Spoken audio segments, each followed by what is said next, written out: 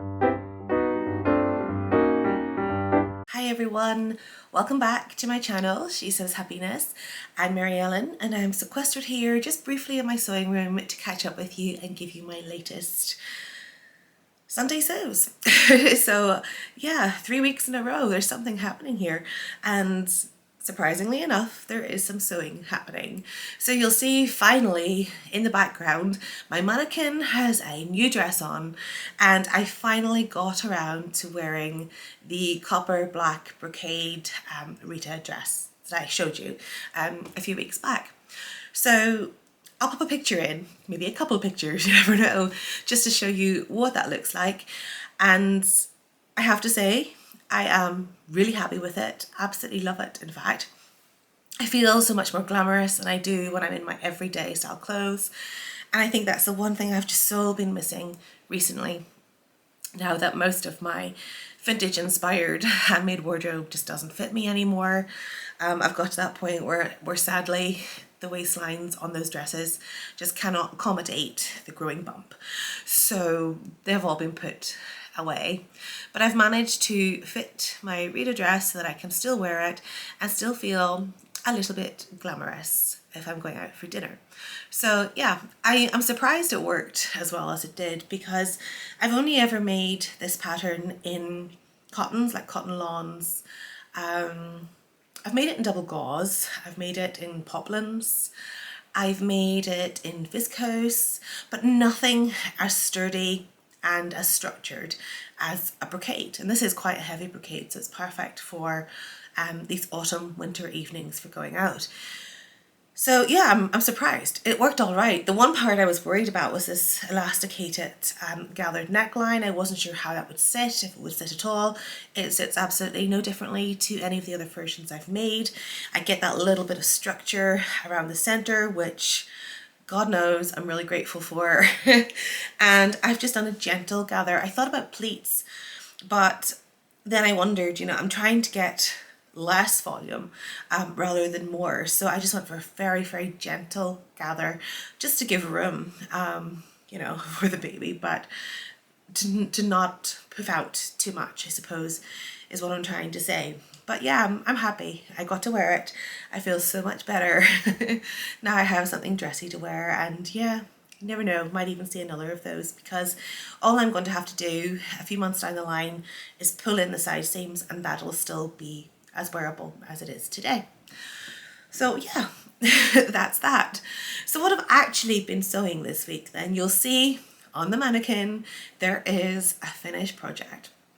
And like I was discussing with you last week, I finally made the Joni dress from Tilly and the Buttons. So this is the book here that pattern is from. And I'll be perfectly honest, this is the only reason I bought the book.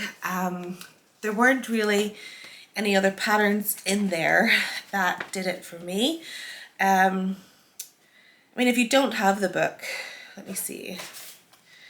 I'm sure many of you actually do at this point. You've got a stretch pencil skirt, you've got a baseball t-shirt, there's the Freya sweater and dress, which actually probably would be okay if I made that. There's also the Stella hoodie and joggers, and then there's the Joni dress, which is the reason I bought it. So just to give you a little look in case you don't own the book and it's something you'd be interested in. But yeah, I bought it for the Joni dress way back at the very beginning of my sewing journey. I think that's pretty much when this book was being released, if I recall. And I'd already got the dressmaking demystified book, and I'd worked through it. And even though the projects weren't really to my taste, that's where I began.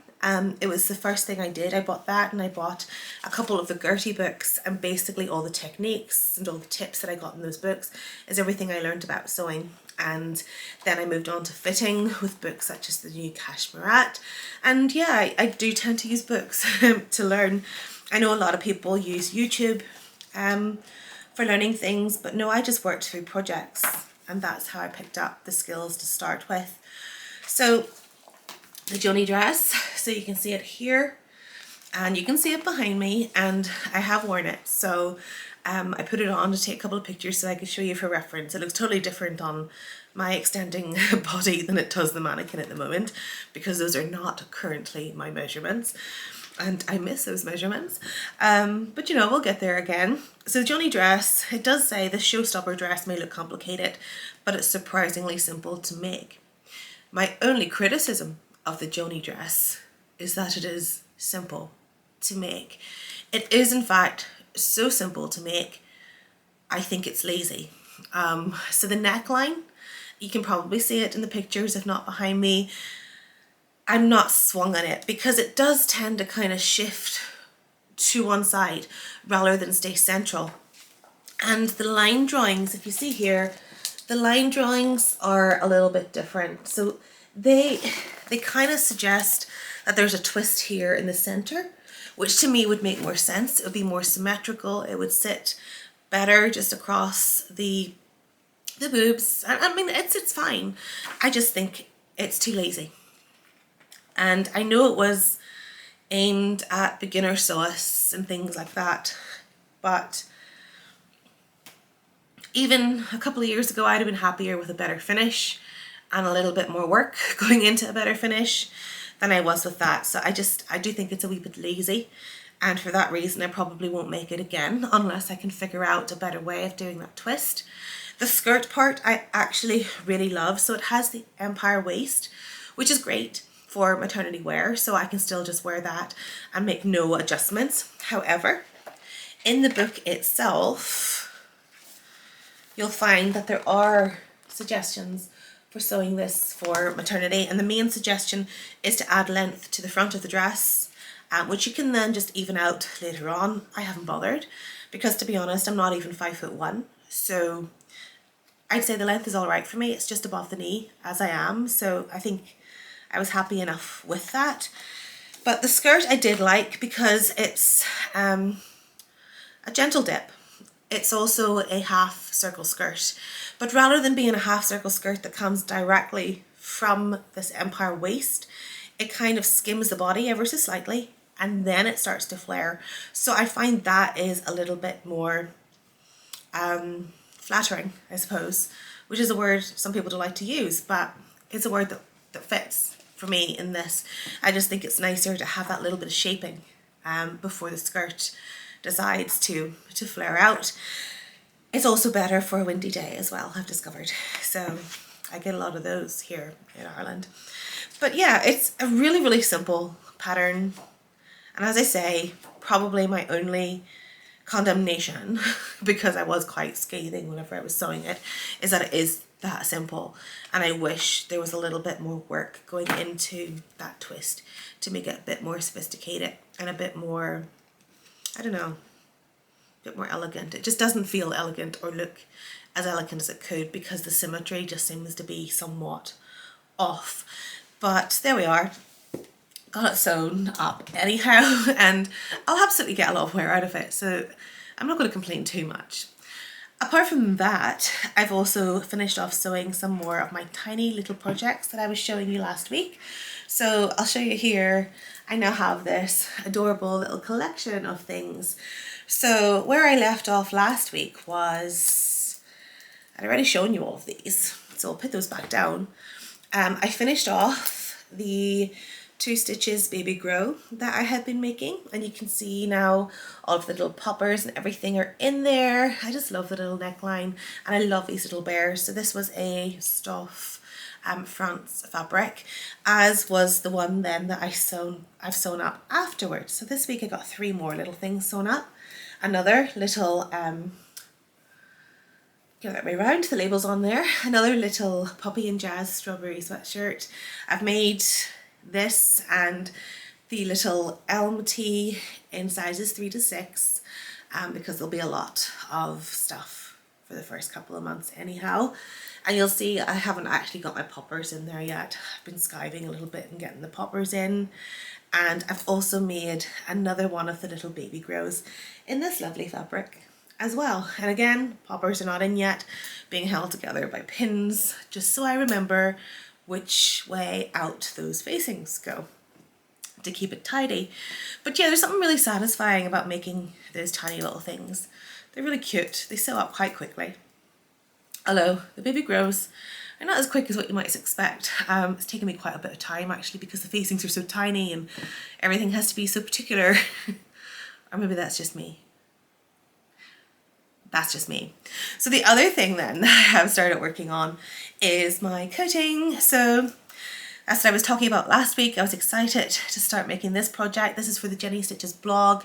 This beautiful fabric has been gifted to me by Jenny. I just love the colours. You not tell? I mean, it matches my hair. So this pumpkin black large scale check. Loved it as the minute I saw it. So I'm sewing up my make for the blog post. And I've got to the point where I'm hand stitching in things like the cuffs, the hem will need done, but again, it's all going to need slip stitch just because it's a coating fabric. And I'm really happy with this. At the start, I was really just so resentful that none of my gorgeous coats that I made last year would fit me this year. So last year, I got really into trying tailored makes, and I made some princess jackets, princess coats, the charm patterns pattern, and absolutely loved the entire process. Loved the fit. So, like, I don't know, they were just so elegant. You felt automatically like you were just stepping out prepared for anything the world was throwing at you. And now I don't have any of my smart outerwear. I was a bit depressed, so that had to be fixed. And I did, to be honest, I did look in stores because I thought this is just temporary. So why am I making such a fuss? I could just buy something. But everything was utterly uninspiring, and that's where I am now. I can't just buy things anymore. It doesn't work for me. So I have decided to make some oversized outerwear pieces. And while that entire principle goes against every grain of my body, necessity demands it. So I found this pattern, which I'm not going to tell you what it is yet until I have it finished and ready for Jenny's blog. Absolutely love it. It is quite oversized and loose and baggy, but it's also quite nice and it's smart while being casual at the same time. It's a pattern that you can make up in coating fabric, but you could just as well make up in like a jersey fabric and it would look absolutely beautiful. So yeah, I think I'll be happy enough. I'll be able to wear this next year. You know, it might become more of my casual wardrobe next year rather than my everyday go-to that it will be this year. But I'm thinking I'm really enjoying this pattern so much that I might make up my black boucle that I was showing you last week in the same pattern, because I think it's going to be really versatile and pretty much go with anything. So yeah, that's almost finished, and I'll have that finished on this evening. I'm going to go out and do some shopping and some messages and things now. Might even stop off and pick some apples. It's that season after all, you know.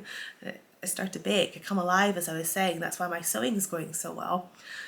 So yeah, I love this season. It makes me so happy. And yeah, I think I'll get on okay. So the next week or two, I have a few more plans. I have a couple of gorgeous dreamy viscose prints that are just waiting to be sewn up to be perfect as layering pieces. I've got a couple of brushed viscose jerseys that I showed you last week from First for Fabrics. Those are going to be made into my basic Monetta dress that I wear every single day at the moment because I have so many of them and they're just so cozy and easy to wear. So I'm going to make those, and they actually work perfectly with this new coat I'm making as well. And I have some gorgeous paw print fleece, which I'm going to make a couple of dog beds from for the pups. So yeah, probably over the next couple of weeks rather than next week, but that's where I am and that's what I'm planning to do. So yeah, not a long video today. It's been quite brief, but I thought while I was in the zone, because like 3 weeks in a row, wow, we're getting there again. I just thought I'd come and share with you my progress. It definitely feels so much more rewarding when you are sharing what you're doing, rather than the self-satisfaction you get from just completing something yourself in your own little space. And I want to say thank you to the ladies as well who told me that I could get my Joni dress as a PDF A0 copy. Managed to get that sorted, so there was no tracing and labouring over things. Thank you for that. And thank you to all of you who are here and for subscribing to my channel. And if you haven't, I'm really, really close to the 1,000 followers, which is really lovely. So if I can get 1,000 subscribers, I'll feel like, you know, that's quite an achievement, because when I first started on YouTube, I was wondering who really wants to find out what I'm up to. in this little corner of the world. But it's been great chatting with some of you, and even over on Instagram, where a lot of you are as well, following you guys too, even though you're not on YouTube, so thank you for that. So do hit the subscribe button if you are not yet a subscriber, and if you hit that little notification bell, that will tell you when I next go live with one of my videos. There's a little dog huffing at the door because I pulled the door, so I'll be undisturbed for 10 minutes. So yeah, hit the notification bell. It'll tell you when I next post a video, which should, if things continue the way they are, be next Sunday. So I'm off to enjoy the rest of my Sunday. Hopefully you'll do the same thing. Have a fantastic week, and I'll catch up with you again next week. Take care, everyone. Bye bye.